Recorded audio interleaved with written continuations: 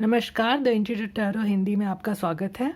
आज मैं आ गई हूँ फिर से एक कलेक्टिव टाइमलेस टैरो रीडिंग लेकर। आज हम देखने की कोशिश करेंगे कि आपके और आपके पर्सन के कनेक्शन की पास्ट, प्रेजेंट और फ्यूचर एनर्जीज़ क्या हैं। ये एक कलेक्टिव टाइमलेस टैरो रीडिंग है और ये जेंडर स्पेसिफिक नहीं है, तो इसको कोई भी दे सकता है। ज़रूरी नहीं है कि ये रीडिंग हर किसी के साथ रेजोनेट करे ही।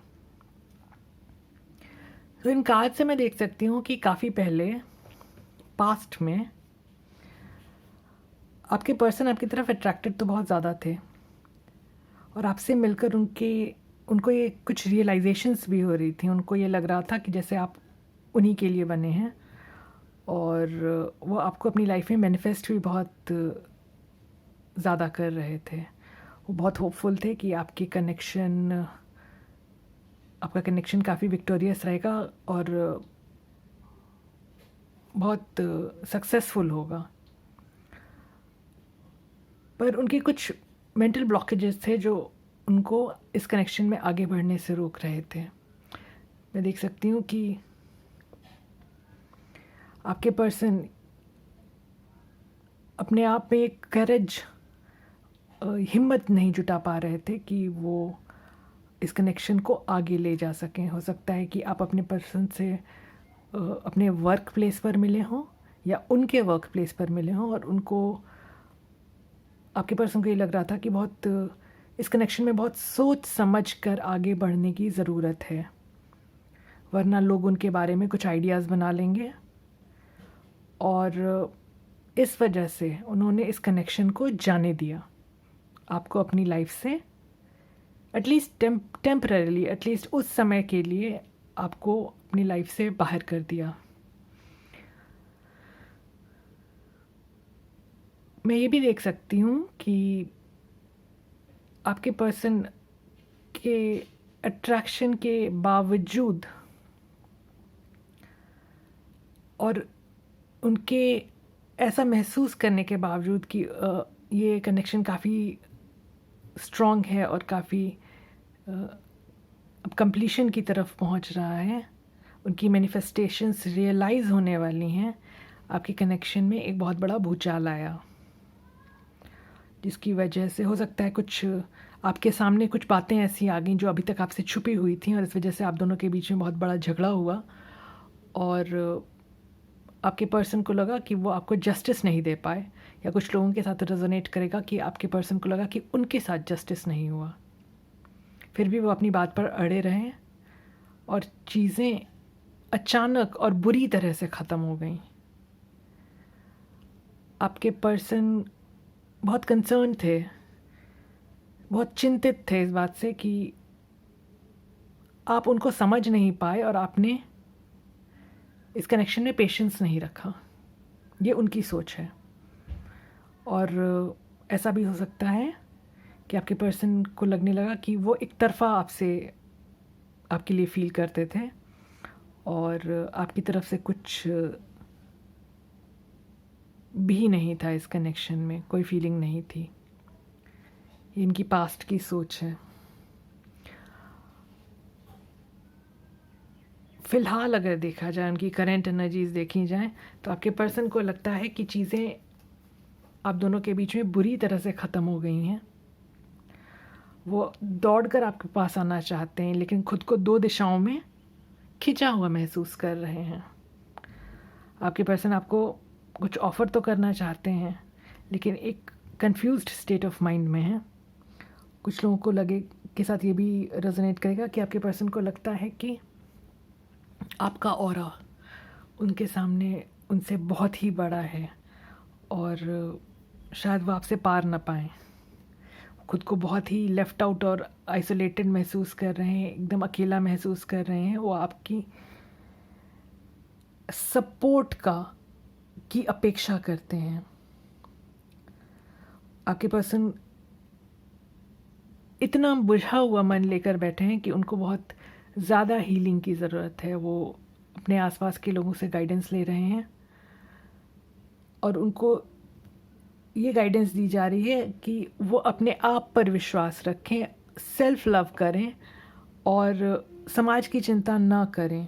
लेकिन आपके पर्सन के मन में बहुत ज़्यादा चिंता है समाज को लेकर, कम्युनिटी को लेकर, सोसाइटी को लेकर। वो एक्शन लेना तो चाहते हैं, लेकिन अभी उनका मन इतना बुझा हुआ है, इतने उदास हैं वो कि कोई स्टेप लेने के बारे में सोचने समझने की स्थिति नहीं है उनकी। आने वाले समय में मैं देख सकती हूँ कि आपके पर्सन आपके साथ फेयर होना चाहेंगे, वो आपके साथ जस्टिस करना चाहेंगे, क्योंकि बहुत सोचने समझने के बाद वो कंक्लूड करेंगे कि आप ही उनके परफेक्ट काउंटर पार्ट हैं, उनके सोलमेट ट्विन फ्लेम हैं, और वो आपसे बात करना चाहेंगे। लेकिन बात कैसे करें इसके बारे में वो काफ़ी शांति से, काफ़ी संयम रख के, काफ़ी प्लानिंग करेंगे और ख़ुद को प्रेजेंट में रखने की पूरी कोशिश करेंगे। उनकी स्पिरिचुअल अवेकनिंग होती हुई नज़र आ रही है आने वाले समय में, और वो रियलाइज़ करेंगे कि आप ही उनकी सच्ची खुशी हैं, और आप में काफ़ी फेथ रखते हुए उनको ये रियलाइजेशन होगा कि आपसे, आपके साथ ज़िंदगी बिताना ही उन में ही उनकी खुशी है, और इसके लिए उनको हिम्मत जुटानी पड़ेगी, उनको अपने बैरियर्स ब्रेक करने पड़ेंगे, और इस सब को और टालना उचित नहीं होगा।